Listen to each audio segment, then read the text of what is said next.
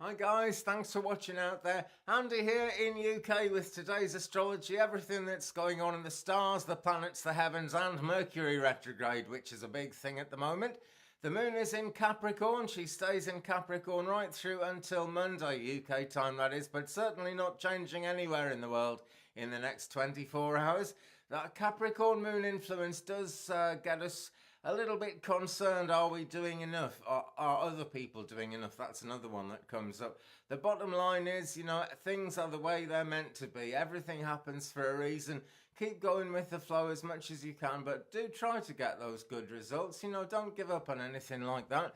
It's just a tricky time at the moment because on top of that, Mercury is going through retrograde and that is playing into all kinds of things, but it is coming to an end.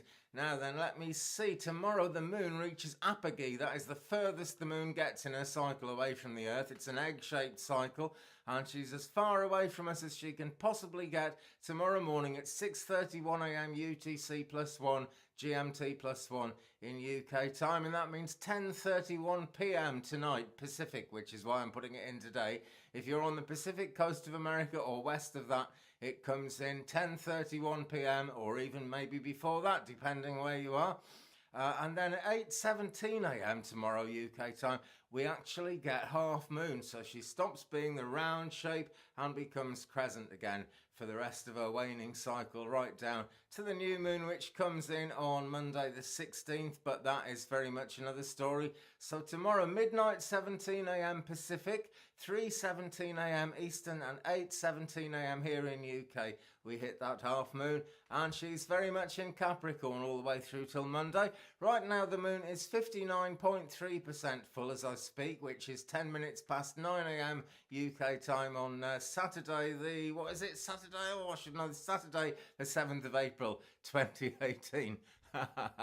Okay, at the moment the moon is square Mercury. Now this is bound to cause misunderstandings. Well, perhaps not to cause misunderstandings, but to cause misunderstandings that happen naturally, to get a fair bit out of proportion. How much out of proportion depends on you, the people around you, and your situation, but the emotions behind this is strong, particularly under a Capricorn moon. People want to feel as if they've got it right, and they like to feel as if other people have got it right as well. So that could become quite intense. Just keep it real, communicate as sensitively as possible, basically, and be ready for disturbances to the schedule. Anything to do with travel or transport is likely to get hooked up in that.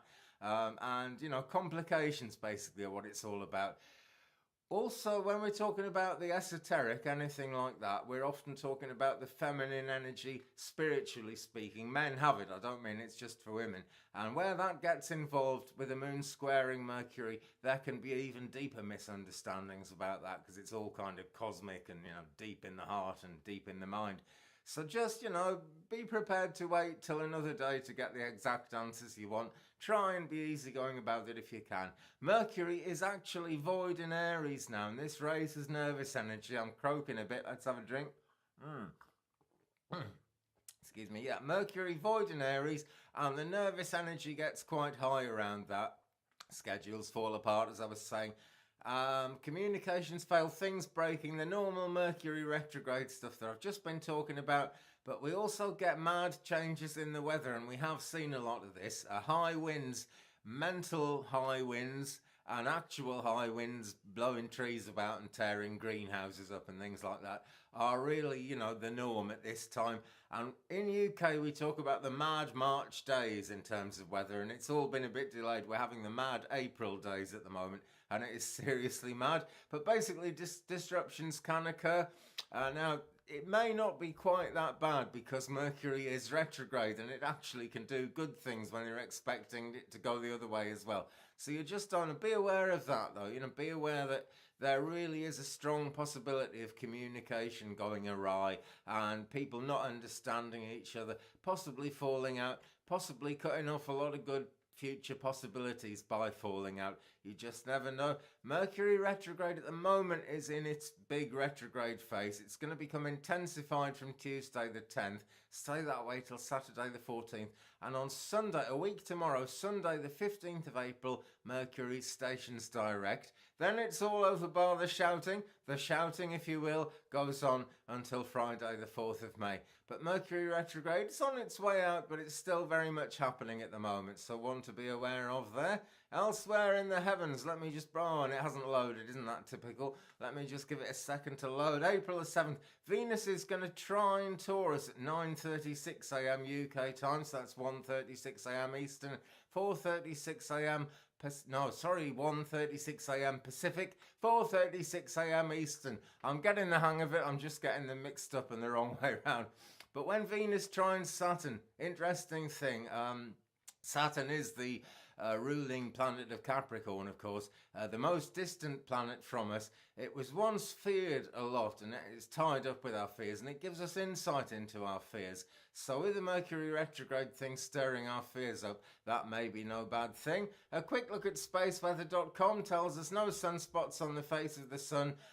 Things are fairly calm, yeah? The proton density is up a bit. The wind speed is right down at the moment, but solar wind is absolutely chucking itself out of a massive hole on the face of the sun, and it's an equatorial hole in the sun now, so it's really strongly pushing out that solar wind. That is going to be an issue, that is going to be a thing around about the 9th, so that is really what's that, that's the day after tomorrow. My goodness me, it's going to be a strong thing, likely to affect communications even more than Mercury retrograde does. Likely to bring a certain amount of tension as well. But we don't want to dwell on that. Have a look at spaceweather.com because you'll also see how beautiful it is there, which is something I can't really express. Okay, that's it for today. Thanks again for watching, folks. I really appreciate everyone who likes and subscribes. Leave me a comment. We'll share the journey. It's kind of fun, that. I look forward to seeing you tomorrow. Have a fantastic day, my friends. Goodbye.